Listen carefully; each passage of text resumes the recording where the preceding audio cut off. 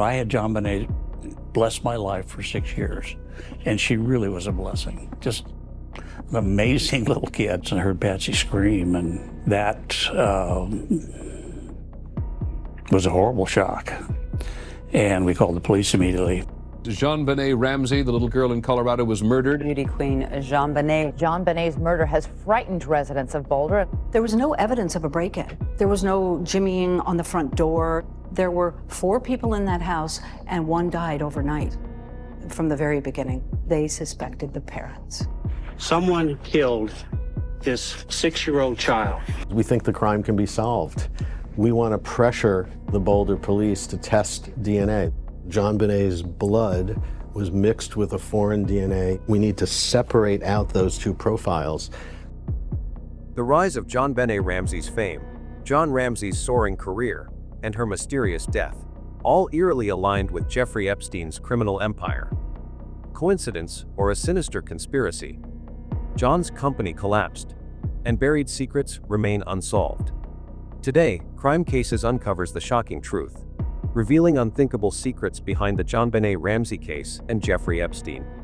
Right at the height of the Epstein scandal, a chilling connection resurfaced. The unsolved murder of JonBenet Ramsey was suddenly linked to Epstein's secret client list, with one name at the center of it all: his notorious recruiter, Ghislaine Maxwell.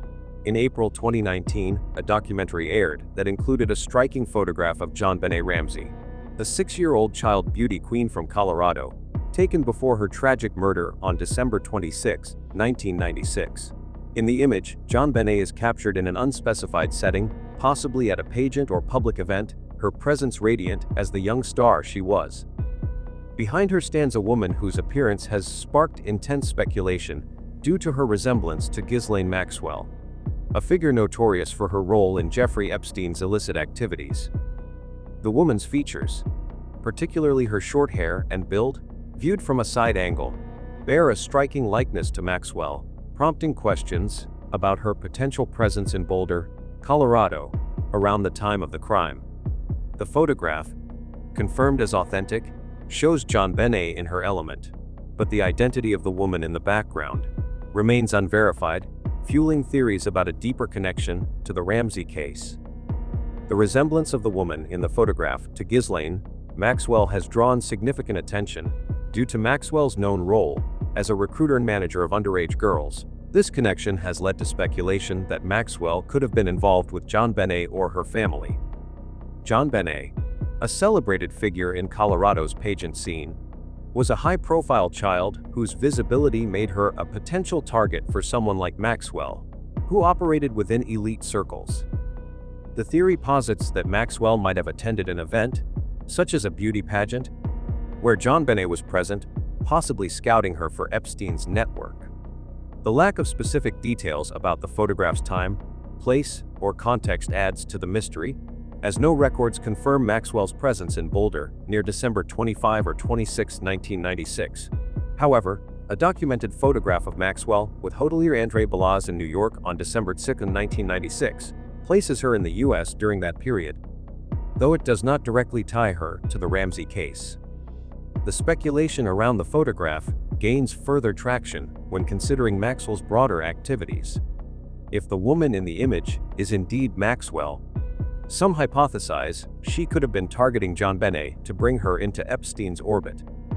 JonBenet's status as a young star made her a notable figure, potentially appealing to those in Epstein's network who sought access to prominent individuals. The idea that Maxwell might have approached the Ramsey family or JonBenet herself at a public event aligns with her documented methods of engaging with potential victims in social settings. While no direct evidence, such as flight logs, witness testimonies, or Epstein's Black Book, links Maxwell to the Ramseys, the visual similarity in the photograph has been enough to spark theories about her involvement. The absence of concrete ties does not deter those who see the image as a clue to a larger, hidden narrative. Adding to the intrigue, a separate incident involving Maxwell's likeness has surfaced in another high-profile case, further fueling speculation about her reach. A sketch of a woman described as Australian surfaced in connection to the disappearance of Madeleine McCann, a young girl who vanished from a vacation apartment in Portugal. The sketch, created by private investigators hired by the McCann family, depicted a brown-haired woman, aged approximately 30 to 35, described by witnesses as resembling Victoria Beckham. This woman was sought for questioning after being spotted in Barcelona 72 hours after Madeleine's disappearance, engaging in conversation with a British man. The investigator, Dave Edgar, emphasized the importance of this lead, though he stopped short of claiming the woman was directly involved in the abduction. The sketch's uncanny resemblance to Maxwell has struck many as eerie, with some expressing shock at the similarity. While no evidence connects Maxwell to the McCann case, the parallel to the Jonbenet photograph has intensified speculation about her presence in suspicious circumstances. If the woman in the Jonbenet photograph is Maxwell, the implications could point to a calculated effort to involve the young pageant star in Epstein's network. Jonbenet's prominence and her family status might have made them targets for someone like Maxwell, who operated within elite social circles. The theory suggests Maxwell could have been at a pageant or similar event, identifying Jonbenet as a potential candidate for exploitation. The photograph, capturing this moment, serves as the centerpiece of the hypothesis, with the woman's likeness to Maxwell driving the narrative. The idea that Maxwell might have been in Boulder, engaging with the Ramsey family or observing Jonbenet, aligns with her role in Epstein's operations, though the exact circumstances of such an encounter remain speculative. The photograph, frozen in time, continues to provoke questions about what might have transpired in the days leading up to Jonbenet's tragic death. The connection between JonBenet Ramsey and Ghislaine Maxwell may be unclear. But when it comes to John Ramsey and Jeffrey Epstein, the lines begin to sharpen. There's mounting evidence suggesting John was within Epstein's inner circle, starting with the sudden, meteoric rise of his company, Access Graphics. In the late 1980s and early 1990s, Jeffrey Epstein cultivated an expansive network of influential figures, connecting with prominent individuals in business, politics, and society, including high-profile names like former President Bill Clinton, Donald Trump, and Prince Andrew. This web of elite connections positioned Epstein as a power broker who mingled with the wealthy and powerful, creating opportunities for alliances and influence. John Ramsey, as a successful businessman and CEO of Access Graphics, a subsidiary of Lockheed Martin, held a stature that could have placed him within or near Epstein's orbit.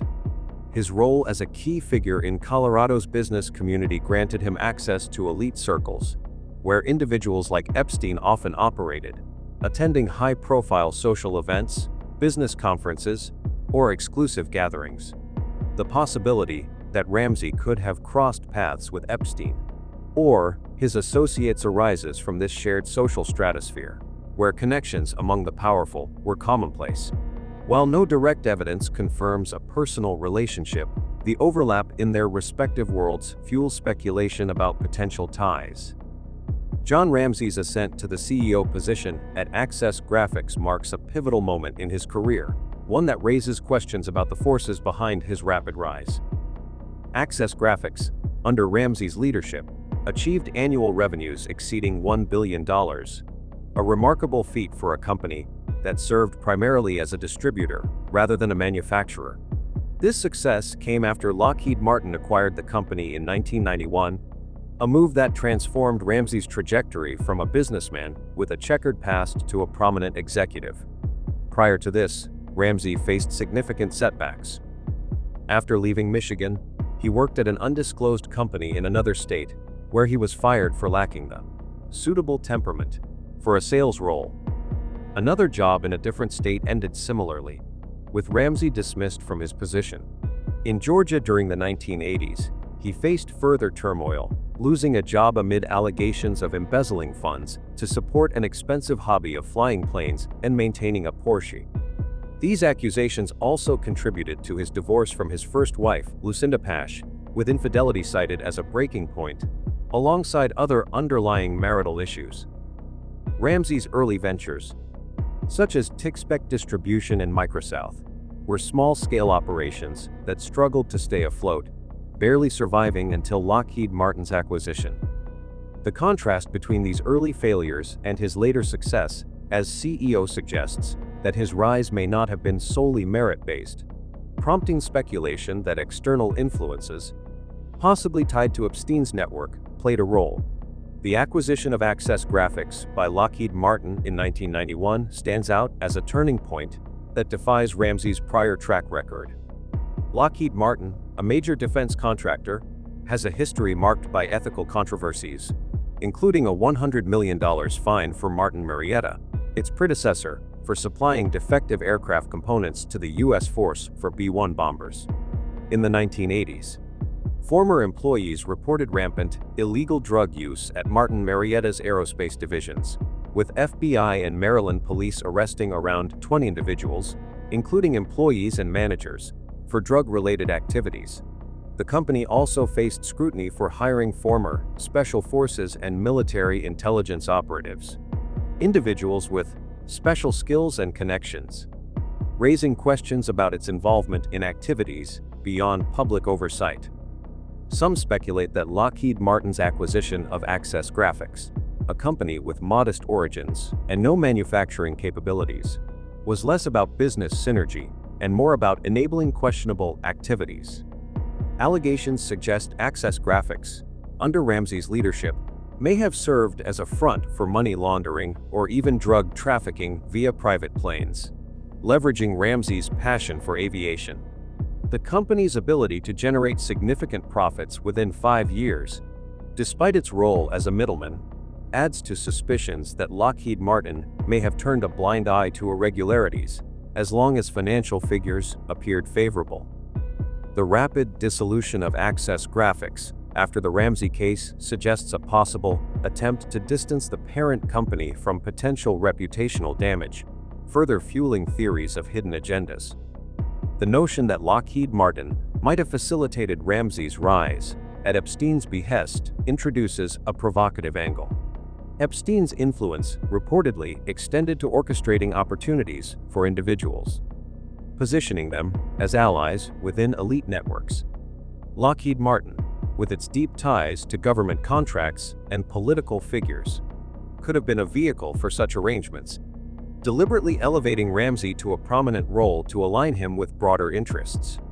Some speculate that Ramsey's appointment as CEO was a strategic move, possibly influenced by Epstein or his associates, to embed a cooperative figure within a powerful corporation.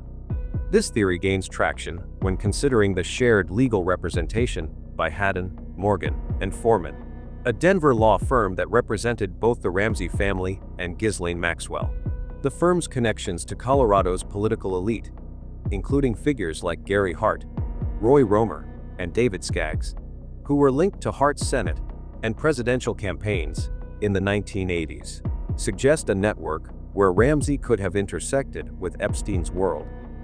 The firm's prominence in handling high-profile cases further implies it could have served as a conduit for elite interactions, though no concrete evidence confirms direct facilitation of contact between Ramsey and Maxwell or Epstein. A critical detail involves Alex Hunter, the Boulder district attorney with ties to Haddon, Morgan, and Foreman, who blocked the prosecution of the Ramsey family in 1999. Despite a grand jury's recommendation to charge them with child abuse resulting in death. Hunter's connections to Colorado's political power brokers raise questions about whether his decision was influenced by a broader network protecting Ramsey, potentially linked to Epstein's sphere. The timing of Ramsey's career peak aligns with Epstein's rise in the late 1980s and early 1990s, when he hosted lavish events at his New York and Palm Beach residences, attended by business leaders, politicians, and celebrities. While no records place Ramsey at these gatherings, the overlap in their timelines suggests he could have been within Epstein's sphere of influence, particularly in 1996. The rapid ascent of Access Graphics under Ramsey's leadership, despite his earlier failures, points to possible external support, with Lockheed Martin's loose oversight allowing for unchecked activities. Speculation that the company was a front for illicit operations, such as money laundering or drug transport via Ramsey's private plane, adds another layer to the theory of Epstein's involvement in Ramsey's success. To sum up, if Epstein sought to cultivate Ramsey as a strategic asset, Lockheed Martin's acquisition of Access Graphics and Ramsey's subsequent elevation could have been a deliberate move to integrate him into a system of influence. The firm's political connections, combined with Hunter's intervention, paint a picture of a protected elite circle in Colorado, where Ramsey's prominence as a businessman might have been leveraged for broader purposes. While these connections remain speculative, the unusual trajectory of Ramsey's career, from repeated failures to leading a billion-dollar enterprise, invites questions about the forces behind his success and their potential ties to Epstein's network. The theories even drifted into darker territory later, raising the question of whether the death of JonBenet Ramsey and the elusive role of her father, John Ramsey, might be tied to a network even more sinister than what we've come to know about Jeffrey Epstein's operation. Speculation has swirled around the possibility that her murder was entangled in a broader, sinister network of elite-driven sex trafficking, with theories like Pizzagate and Bohemian Grove fueling the narrative. Pizzagate emerged in 2016 during the heated U.S. presidential election, casting a dark cloud over high-profile figures, particularly Hillary Clinton and her campaign chairman, John Podesta. The theory alleges that a sex trafficking ring operated out of the basement of Comet Ping Pong, a Washington, D.C. pizzeria. It gained traction through online forums and social media, where users pointed to leaked emails from Podesta's personal Gmail account as evidence. On October 7, 2016, just 30 minutes after the release of the Access Hollywood tape featuring Donald Trump, WikiLeaks began publishing thousands of these emails, claiming to possess around 5,000 in total and releasing over 2,000 pages throughout October and November 2016 in daily batches.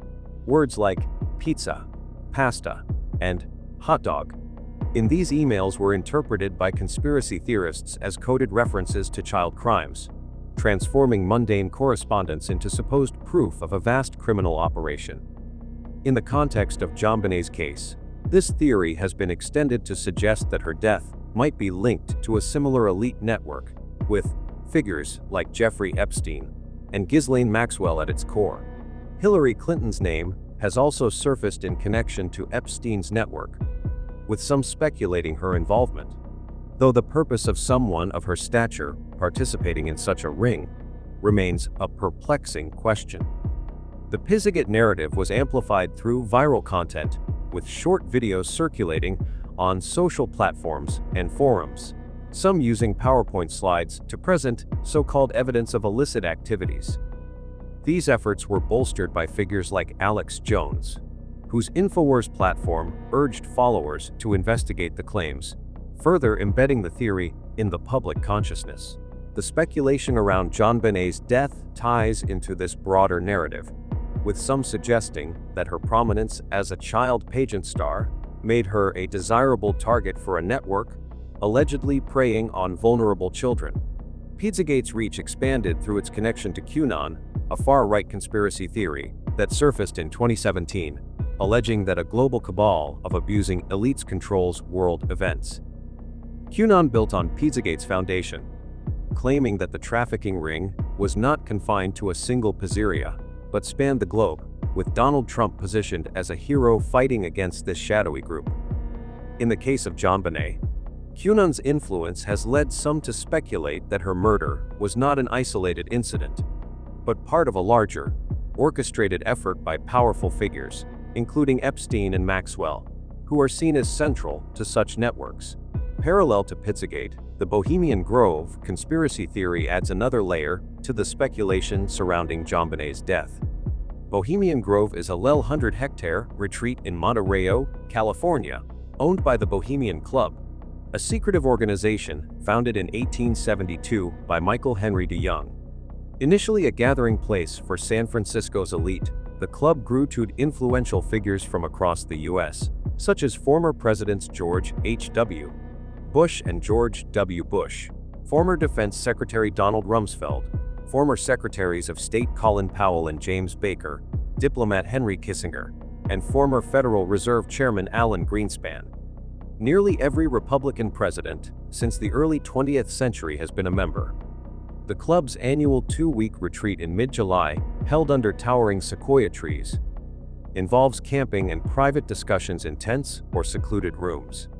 The club's motto, "Weaving spiders come not here," suggests a space free from business scheming, but conspiracy theories paint it as a hub for orchestrating global control, with some alleging ties to illicit activities like those attributed to Epstein.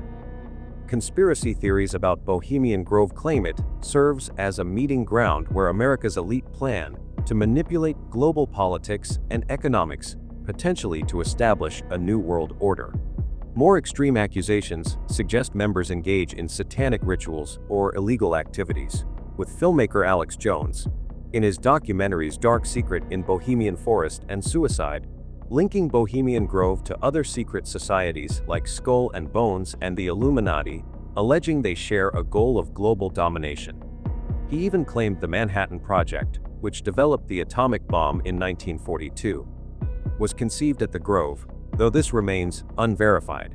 In the context of JonBenét's case, Bohemian Grove is referenced as part of a larger narrative implicating elite networks in her death.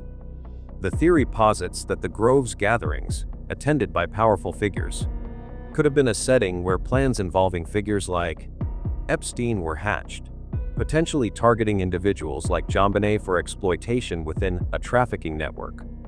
The exclusivity of the Bohemian Club, where members wait up to 40 years for a gold card, symbolizing full membership, enhances its mystique and fuels speculation about its role in such schemes. As mentioned, the photograph of a woman resembling Ghislaine Maxwell standing behind JonBenet, taken before the young beauty queen's murder in an unspecified setting, possibly a pageant or public event, has been woven into these theories. The image, capturing a moment of uncertainty, has become a focal point for those who believe JonBenét's death was not a random act, but part of a broader orchestration. In the end, no matter how far the theories stretch or how deep the conspiracies run, the questions remain painfully simple. Was JonBenet Ramsey exploited as part of Jeffrey Epstein's trafficking network? And was her father, John Ramsey, complicit in that horror? Firstly, could JonBenet Ramsey have been killed in Jeffrey Epstein's illicit network? The possibility seems unlikely when examining the specifics of her case and Epstein's operations. JonBenet, a 6-year-old pageant star, was murdered in 1996, a time when Epstein's trafficking activities were not yet fully documented. His network, as revealed in later legal proceedings, primarily operated between 2000 and 2002, with activities centered in locations like Palm Beach, New York, and his private island. The timeline presents a significant hurdle. JonBenét's death predates the period when Epstein's trafficking ring was most active, making any connection to her case speculative at best. For her to have been involved, Epstein's network would have needed to be fully operational in Colorado by 1996, targeting a child far younger than his typical victims, with no evidence supporting such early activity in that region. Epstein and Ghislaine Maxwell's trafficking operation focused on teenage girls, typically aged 14 and older. JonBenet, at just 6 years old, falls far outside this victim profile. The girls targeted by Epstein were often vulnerable teens from troubled backgrounds, lured with promises of money or opportunity. A stark contrast to JonBenet, a high-profile child from a wealthy family, constantly under parental supervision in the pageant circuit. Her age and public visibility would have made her an improbable and risky target for a network that thrived on discretion and anonymity. The logistics of targeting a child so young, especially one in the public eye, do not align with the methods Epstein and Maxwell employed, which relied on grooming older girls over time rather than abducting or exploiting prepubescent children. The absence of a clear motive further undermines the theory of JonBenét's involvement. Epstein's network was built on exploitation for financial and personal gain, with victims coerced into ongoing arrangements. There is no indication that JonBenét's death served any purpose within this framework. Her murder, marked by a violent head injury and strangulation, does not resemble the patterns of Epstein's crimes, which focused on sustained abuse rather than homicide. Speculation that Maxwell or Epstein ordered her death lacks grounding, as their operations avoided such overt acts of violence that would draw intense scrutiny. No credible records, such as flight logs, witness testimonies, or Epstein's so-called Black Book, connect either figure to JonBenet or her family, nor is there evidence placing them in Boulder, Colorado in December 1996. The photograph allegedly showing Maxwell near Jonbenet, often cited as a link, remains unverified, with no confirmation of Maxwell's presence at the time. The broader context of JonBenet's life also casts doubt on her involvement. As a child star, she was surrounded by family, pageant organizers, and public attention, making her an unlikely candidate for recruitment into a secretive network. Her parents, John and Patsy Ramsey, were prominent figures, with John leading a successful business, further reducing the likelihood of unnoticed interactions with figures like Epstein. While conspiracy theories like Pizzagate and Bohemian Grove suggest elite networks targeting children, these narratives rely on speculation rather than tangible links to JonBenét's case. The idea that she was targeted for a trafficking ring remains a theory without substantiation, rooted more in the intrigue of Epstein's crimes than in evidence tied to her tragic death. On the other side, the notion that John Ramsey, JonBenét's father, could have been involved in Jeffrey Epstein's trafficking network is a provocative theory, but several factors argue against its plausibility, rendering it possible yet unproven. One significant barrier is the lack of direct evidence linking Ramsey to Epstein or his associates. No documents, such as Epstein's flight logs, witness testimonies, or the so-called Black Book of contacts, place Ramsey in Epstein's orbit. Epstein's network, known for connecting with elite figures in business and politics, operated primarily in locations like New York, Palm Beach, and his private island, with no recorded activity in Boulder, Colorado, where Ramsey resided in 1996. Without concrete records of meetings, communications, or shared events, any connection between Ramsey and Epstein remains speculative, relying on assumptions about their overlapping social spheres rather than verifiable interactions. Following JonBenét's death, Ramsey faced intense scrutiny from law enforcement and the media, which would have made involvement in a clandestine network highly risky. After the murder, Ramsey stepped down as CEO of Access Graphics, and his public profile diminished significantly. By the early 2000s, when Epstein's operations were at their height, Ramsey was under a microscope, with ongoing investigations and media coverage of his daughter's unsolved case. Engaging in illicit activities with Epstein, whose network required secrecy to function, would have been precarious for both parties. Epstein and his associates, including Ghislaine Maxwell, avoided individuals entangled in high-profile criminal investigations, as such connections could jeopardize their operations.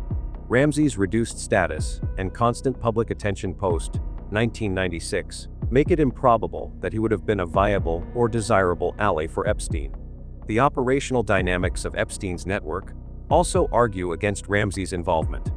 Epstein targeted individuals who could provide access, influence, or resources, often maintaining long-term relationships with them. Ramsey, despite his business success, faced personal and professional turmoil after 1996, including financial strain and public suspicion, which would have diminished his value to a network prioritizing discretion and power. The lack of any victim or associate testimony implicating Ramsey, combined with the absence of physical or documentary evidence, leaves the theory without foundation. While Ramsey's elite status as a businessman invites speculation, the practical and evidentiary barriers make his involvement in Epstein's network highly unlikely. The shared legal representation by Haddon, Morgan, and Foreman, which represented both the Ramsey family and Maxwell, is often cited as a potential link, but this connection is tenuous.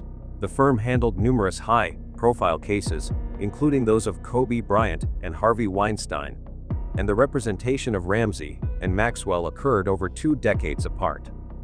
No evidence suggests the firm facilitated interactions between Ramsey and Epstein's network, and the overlap appears coincidental, tied to the firm's prominence in Colorado rather than a coordinated effort. However, the possibility that John Ramsey was connected to Jeffrey Epstein's network persists, despite significant hurdles, fueled by speculation and unverified claims.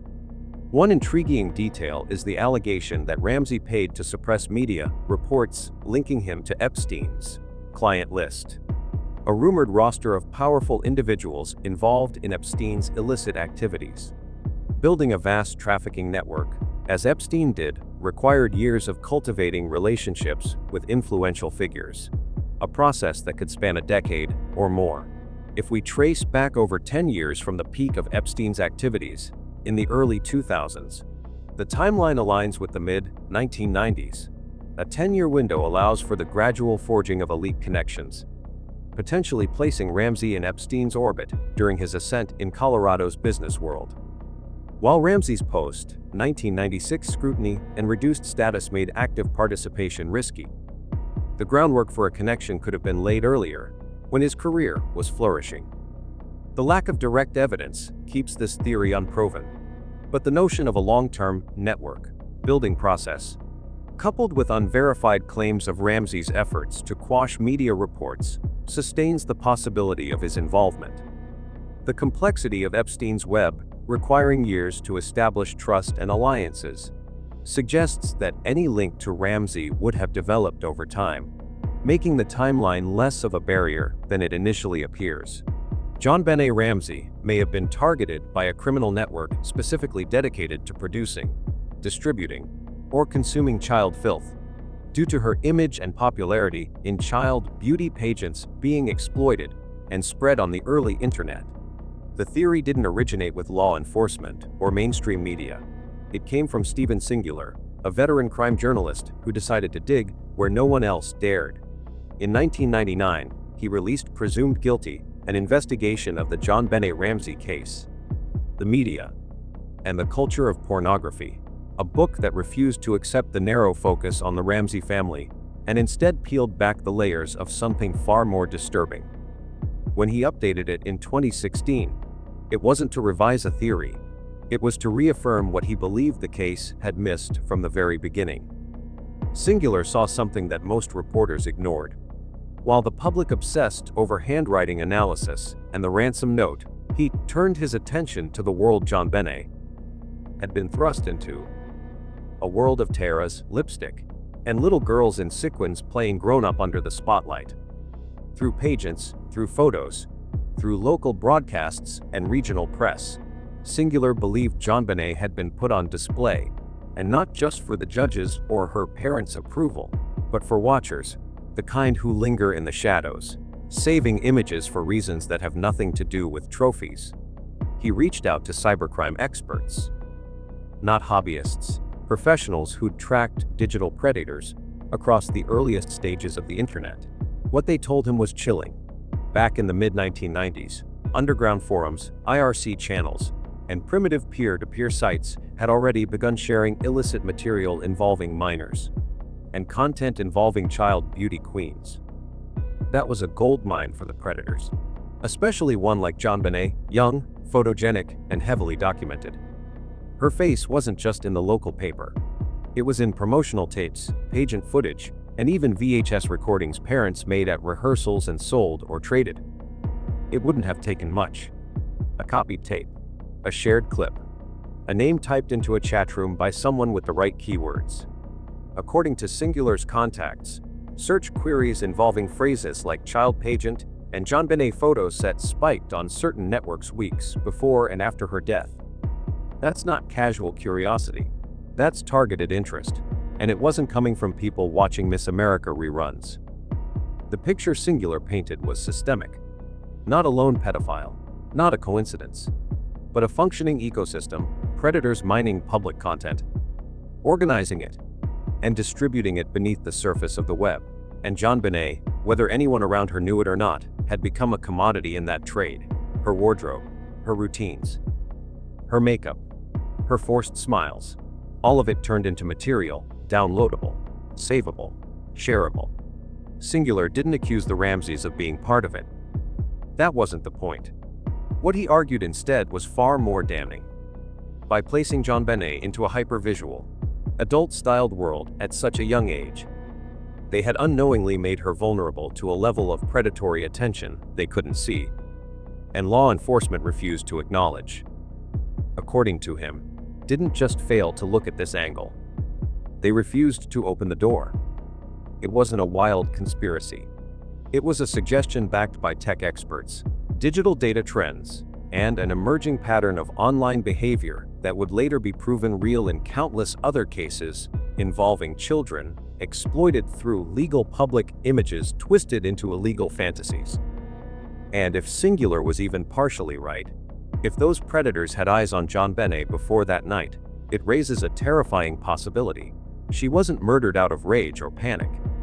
She may have been chosen. If Singular's suspicions held any weight, the next logical question was, who else might have had access? Who was watching? Not in theory, but in real, physical proximity. That's where names started surfacing. Not from court transcripts, but from mugshots. Not because they were accused of Jonbenet's murder, but because of what else they were doing, and where they were doing it. The first was Gary Howard Oliva. He wasn't some abstract predator lurking in the dark web. He lived blocks away from the Ramsey home. A registered sex offender with a history of child molestation, Oliva was arrested in 2016 for possessing over 20 graphic images of minors, some reportedly involving children as young as 4. He didn't stumble upon Boulder by accident. He'd been there for years.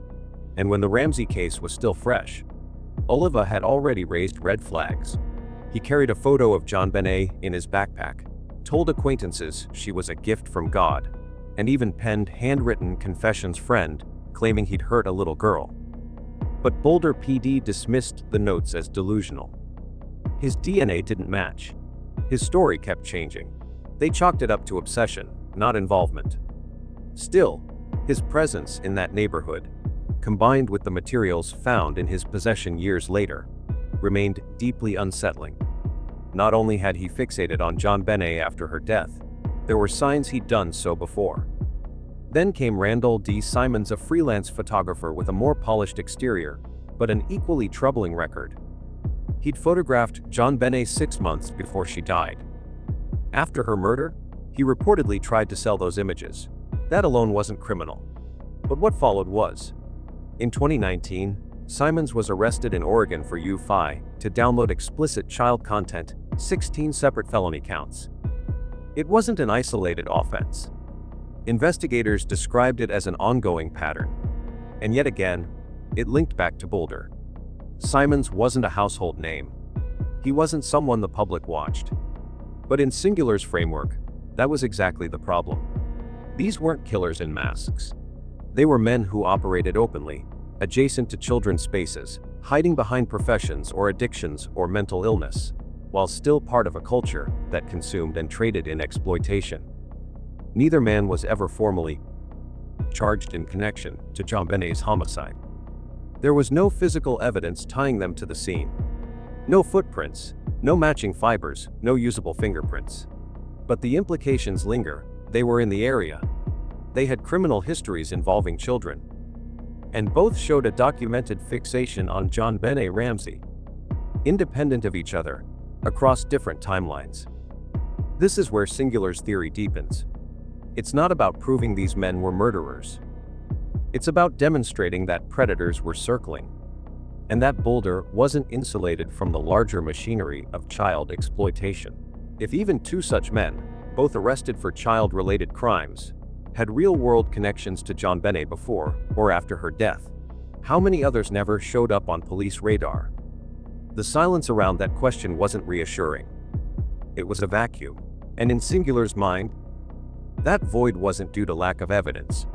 It was a refusal to connect dots that pointed away from the safety of a family-focused narrative and towards something far more terrifying, that a child could become prey, not because of one person's rage, but because an entire hidden system was built to watch, record, and wait. The presence of men like Oliva and Simons in Jonbenet's orbit wasn't just a matter of proximity. It redefined the environment she was placed into. Their existence wasn't hypothetical. Their history wasn't hidden. These were real people with real patterns of behavior, and their documented obsession with children wasn't a postmortem curiosity. It preceded the tragedy. But here's the deeper cut. Did the Ramseys know? Not about those men specifically, but about the type of exposure they were enabling. The question isn't whether John or Patsy intended harm. It's whether they understood the arena they were entering. Whether they grasped what it meant to dress a 6-year-old in adult costumes, to choreograph routines that mimicked grown-up gestures, to film, photograph, submit, publish, and circulate. Pageantry, in their eyes, was art, or fun, or ambition. But in other corners of the culture, it was content. To the wrong audience, it wasn't a recital, it was material. And that disconnect is where the damage started. The Ramseys didn't need to be complicit to be culpable. They only needed to be unaware in the wrong way. There were signs, even before the murder, that something had shifted. Patsy was known to be meticulous in image, in control, in every detail. But even in her circle, whispers had started. The makeup, the poses, the way JonBenet was showcased, not as a child performing but as something stylized, polished for consumption. Friends reportedly expressed discomfort. Some avoided the topic altogether. Others rationalized it as Southern pageant culture. None of them imagined danger until it arrived. What's more disturbing is the idea that JonBenet herself may have sensed it. Children don't have the vocabulary to name unease, but they feel it. Ice lingering too long. Compliments that don't sound right. Strangers who show up again and again. If any of those red flags crossed her path, she would have had no language to explain them, and no adult prepared to hear them. As for the aftermath, once JonBenet was gone, and once the names of men like Oliva and Simon surfaced, the Ramseys, especially John, became visibly more guarded. Interviews turned colder. Public statements are more calculated. He began to refuse questions about the pageants. Shut down speculation. Pushed for DNA testing, but avoided addressing the broader issue of how their lifestyle might have opened a door. And maybe that's the guilt no one talks about. Not the guilt of murder, but the guilt of exposure. The kind of guilt that wakes you at 3 a.m. Not because you committed the act, but because you let something in. Something you didn't see coming, even though someone tried to warn you. Something you now know was real, and near, and watching, all along. If Epstein's network wasn't behind John Ramsey's sudden rise, then what was? Because something doesn't add up. As mentioned, this is a man who had a documented history of getting fired. Not once, not twice, but multiple times. He left Michigan with a decent working background, naval background, graduate degree, trained in aviation. But once he hit the private sector, he stumbled. First for inadequate sales performance. Then for embezzling company funds, allegedly to support expensive plane repairs and luxury car upgrades. When the second wife left him, it wasn't just about the affair. That was the final straw in a pattern of irresponsibility. She had tolerated more than anyone ever put on paper. Despite this trail of failure, Access Graphics, a modest third-party distributor, somehow caught the attention of Lockheed Martin, a global defense conglomerate with ties to high-level military contracts, intelligence assets, and, according to former employees, a history of internal corruption and covert activity. That alone raised questions. Access didn't build or design anything. It moved inventory. A reseller. Low overhead, low innovation. Nothing proprietary. Yet in 5 years, it showed profits large enough to attract a corporate juggernaut, and the man who couldn't keep a job wasn't just retained. He was promoted to CEO, publicly, on paper. Why? According to one former Martin Marietta employee, the defense industry wasn't just about engineering. It was about moving people and money. The aerospace division had already been hit with federal charges for fraud and illegal banned substances operations. Over $100 million in fines, arrests, and in that world, former intelligence officers, ex-military operatives, and contract personnel often doubled as logistics couriers. That meant two things. The first is they could fly. The second is that they knew how to make things or people disappear. John Ramsey owned a private plane, maintained a lifestyle far above his declared earnings. Even after he lost his job, he managed to retain legal teams, relocate his family, and rebuild a luxury home without blinking. And nobody ever accounted for the funding. Let's be blunt, this wasn't venture capital.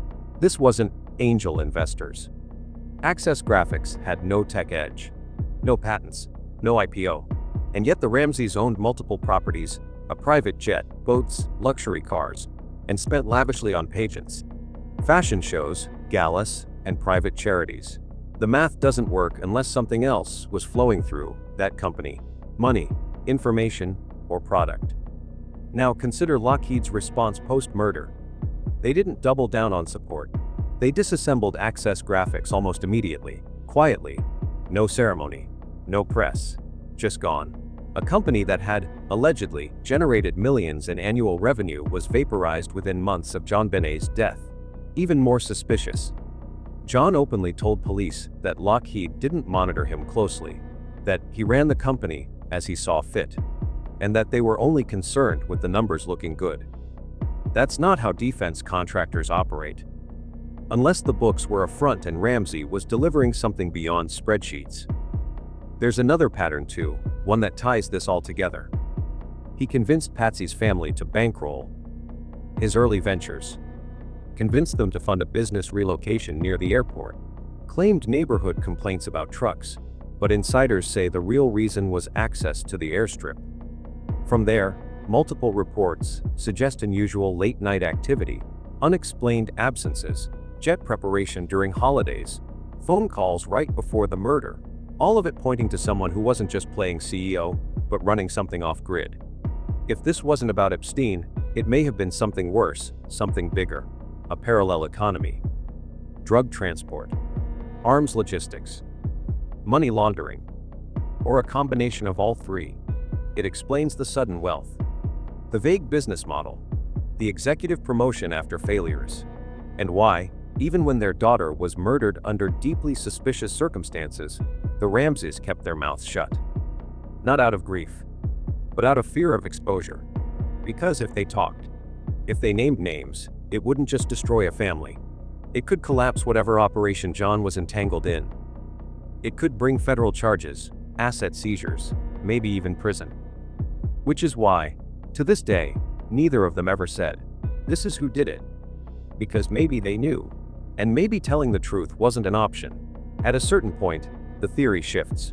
It stops being about negligence. It stops being about dysfunctional parenting. It becomes about debt, not financial, but existential. A kind of deal you can't walk away from. One where the price of survival is silence, and the cost of breaking that silence is blood. If Jonbenet died as a result of something bigger, something buried beneath networks of power, trafficking, and covert movement, then her parents weren't just grieving. They were bound, locked in by what they knew, or more precisely, by what they couldn't afford to reveal. This is where the veil lifts, and darker possibilities take shape. What if John had already entangled himself with players outside of Access Graphics? What if the company was just a gateway, a clean face on top of something else? A laundering vehicle, a logistics node, a contract front for operations that didn't show up on earnings reports.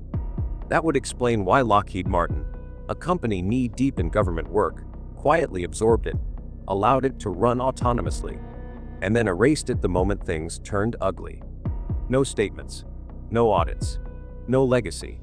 And it would also explain why John's sudden wealth, rapid promotion, and lifestyle excesses went unquestioned by institutions that normally scrutinize civilian contractors.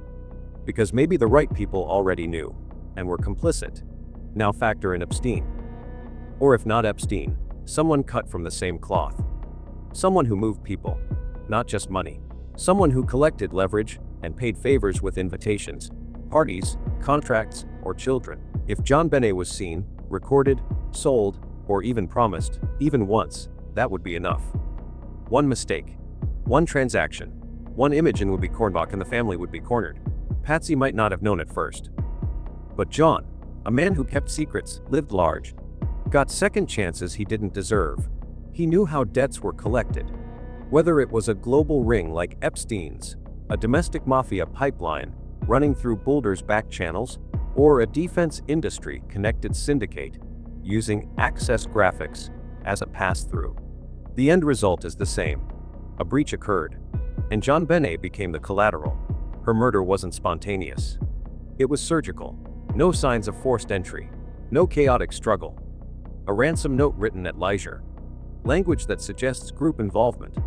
We are a small foreign faction. That's not panic. That's a message. One written for someone watching. And afterward, the cover-up. Not just misdirection. An active suppression of truth. Altered timelines. Shifting stories. Destruction of records. Deflections on financials. A wall of lawyers. Everything pointed not to grief, but to containment. As if exposure meant obliteration, not just shame. If they told the truth, if they whispered what they suspected, everything would fall. Every house, every asset, every friend, and the people behind that operation wouldn't hesitate. Because Jonbenet was one price. But the truth, that would be worth many more. So they stayed quiet. They smiled on TV. They said just enough to seem human, and not one word more. Because sometimes the only way to live is to let something die. Nearly 3 decades have passed. And still, nothing. No indictment. No conviction. No trial. Just a growing graveyard of unanswered questions. 29 years of shifting leads, retired detectives, dead ends, and technology that outpaced itself. Yet the one thing that never changed was the silence. It wasn't for lack of effort. The case became one of the most expensive, most dissected child homicides in American history. Thousands of tips. Dozens of suspects. Millions spent. The advent of rapid DNA. Genealogical tracing. AI-enhanced forensics. Databases that didn't exist in 1996 now run through everything, every partial profile, every degraded sample. And still, not a single name has ever been legally held responsible. Not because the data is missing, but because something else blocks the path. A presence too large to confront. Too protected to prosecute. You can feel it in the way the narrative stutters every time it gets close. The way investigators retire early. The way witnesses contradict themselves. The way official statements bend away from the obvious. The weight pressing down on the case isn't confusion, it's suppression. And that suppression speaks louder than evidence. It tells you someone, or something, is still watching. Still powerful. Still untouched. Because if this were just about a broken family, or a botched investigation, or a crime of impulse, it would have ended years ago. But it didn't, and that's the point. The very fact that her name was etched into every newspaper. But her killers wasn't the clearest proof that whoever stood behind that basement door was never meant to be seen. That kind of silence doesn't happen by accident. It happens when the truth is more dangerous than the lie. And when the lie is the only thing keeping everyone alive. The truth isn't missing. It's muzzled. The problem was never that no one knew. It's that those who knew were either silenced or learned to silence themselves. Not through threats alone, but through proximity, through complicity, through the slow, grinding erosion of what can be said out loud. At a certain level, information becomes radioactive. To touch it is to risk everything: families, freedom, even sanity. And so people don't touch it. They avert their eyes. They revise their memories. They convince themselves that what they saw wasn't important. That the words they heard didn't mean what they thought. That the strange calls, the contradictions, the closed doors, the early morning airport trips were just coincidences. The inner circle. They're not all guilty, but they've all been marked. And that mark stays with them, not on paper, not in records, but in what they refuse to repeat. In what they leave out when they're asked to tell the story again. You can see it in their interviews. The hesitations. The careful phrasing. The way their sentences fold in on themselves. Vague, padded, deliberately unclear. You can hear it in the testimonies that don't match, not because of memory lapses, but because some truths have been edited before they're spoken. And those edits aren't random. They're taught, sometimes directly, with a lawyer, with a warning, with a whisper. Don't go there. Other times, it happens over years. You watch what happens to the people who say too much. You absorb what's off limits. Eventually, you don't need to be told anymore. You just stop talking, because some secrets don't need to be hidden. They hide themselves. The most terrifying thing about systems like Epstein's, and the ones braven deeper than his, is that they don't survive on evidence. They survive on fear, not the fear you read about. The other kind, the kind that doesn't scream, the kind that whispers, retracts, erases, the kind that makes people vanish long before anyone realizes they were in danger. These structures don't depend on staying hidden. In fact, they leave trails on purpose, symbols, signals, signatures. The luxury jets, the island, the photographs, the guest lists, all of it is meant to be seen, just enough, but never followed too far. Because the moment someone pushes past the threshold, really pushes, they disappear. Sometimes not physically. Sometimes it's subtler. Careers derailed. Testimonies buried. Records sealed. Lawsuits settled under terms no one can repeat. Other times it's final, a suicide note, a heart attack, a private plane that never arrives. And in the silence that follows, others learn. Not because they're told, but because they see what happens to the ones who didn't stop. They see the ones who named names, called meetings, demanded accountability, and then were wiped from the narrative. Their credibility ruined. Their lives were shredded. Their voices were gone. That's the real mechanism. Not guns. Not files. Erasure. The threat isn't that you'll be exposed. It's that you'll be unmade, professionally, socially, or completely. Over time, people don't need to be threatened anymore. They self-censor. They filter. They retreat. And slowly, whatever truth they once held dissolves into something less specific. Something safe. Something survivable. That's how these organizations endure. Not because no one knows what they are, but because everyone who does has either disappeared or decided to remain useful by staying quiet. They don't need to clean the crime scene. They just erase the witnesses. And in that vacuum, they grow, unchallenged, untouched. Not by law. Not by truth. Only by those willing to forget what they saw. The most terrifying thing about systems like Epstein's, and the ones buried even deeper than his, is that they don't survive on evidence. They survive on fear. Not the fear you read about. The other kind, the kind that doesn't scream. The kind that whispers, retracts, erases. The kind that makes people vanish long before anyone realizes they were in danger. These structures don't depend on staying hidden. In fact, they leave trails on purpose, symbols, signals, signatures. The luxury jets. The island. The photographs. The guest lists. All of it is meant to be seen, just enough, but never followed too far. Because the moment someone pushes past the threshold, really pushes, they disappear. Sometimes not physically. Sometimes it's subtler. Careers derailed. Testimonies buried. Records sealed. Lawsuits settled under terms no one can repeat. Other times it's final, a suicide note, a heart attack, a private plane that never arrives. And in the silence that follows, others learn. Not because they're told, but because they see what happens to the ones who didn't stop. They see the ones who named names, called meetings, demanded accountability, and then were wiped from the narrative. Their credibility ruined. Their lives were shredded. Their voices were gone. That's the real mechanism. Not guns. Not files. Erasure. The threat isn't that you'll be exposed. It's that you'll be unmade, professionally, socially, or completely. And so, over time, people don't need to be threatened anymore. They self-censor. They filter. They retreat.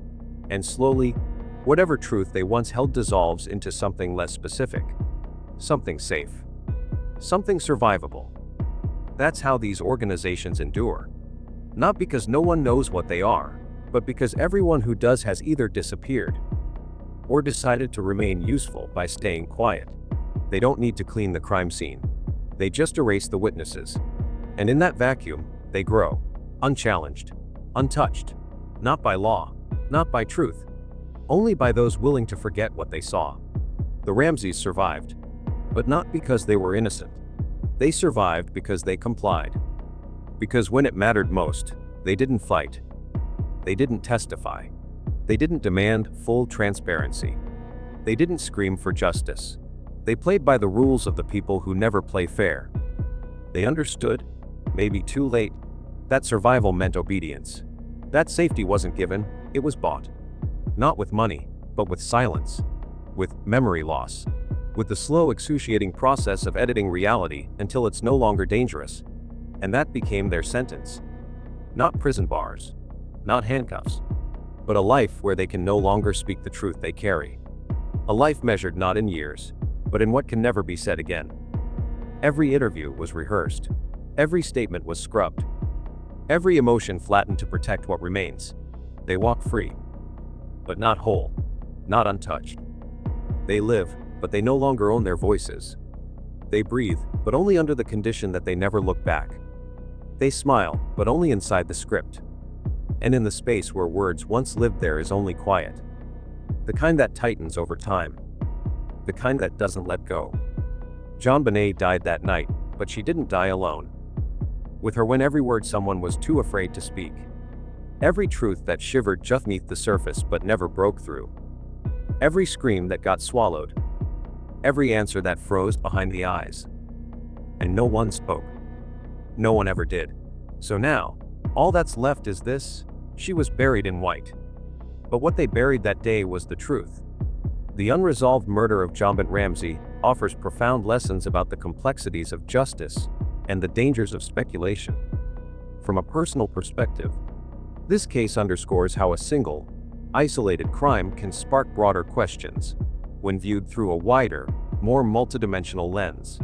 The possibility that JonBenét's death might connect to larger networks, such as those speculated in theories like Pizzagate or Bohemian Grove, suggests that individual tragedies could, in theory, be threads in a tapestry of hidden crimes. The idea that elite circles, potentially involving figures like Jeffrey Epstein, might orchestrate such acts invites us to consider how power and secrecy could mask systemic wrongdoing. Yet, these connections remain speculative, reminding us that transforming conjecture into conclusion demands irrefutable evidence. Without it, we risk weaving narratives that, while compelling, lack substance and can unfairly tarnish lives. The case teaches the importance of patience in seeking truth. Investigations into complex crimes require time to uncover facts, whether forensic advancements or new witness accounts. The photograph of a woman resembling Ghislaine Maxwell, for instance, fuels intrigue. But without verification, it remains a question mark, not a verdict. Similarly, theories about John Ramsey's ties to Epstein's network, while provocative, hinge on unproven claims, like alleged attempts to suppress media reports. Rushing to judgment can lead to false accusations, causing harm to individuals who may already be grappling with loss. A balanced perspective respects all possibilities, whether the crime was a singular act or part of something larger, while holding firm to the need for evidence to guide conclusions. This case also highlights the human cost of unresolved mysteries. For every theory that links JonBenét's death to grand conspiracies, there's a family left in limbo, their grief compounded by public scrutiny. From a personal viewpoint, it's a reminder to approach such cases with empathy, recognizing that speculation, while natural, can deepen wounds if it outpaces facts. The allure of connecting dots across decades and figures is powerful, but it must be tempered with caution to avoid vilifying the innocent. Until definitive evidence emerges, the lesson is to keep an open mind, acknowledging that the truth may be simpler or far more complex than we imagine. In honoring JonBenét's memory, we must prioritize justice over sensationalism, ensuring that the pursuit of answers does not overshadow the need for fairness and truth.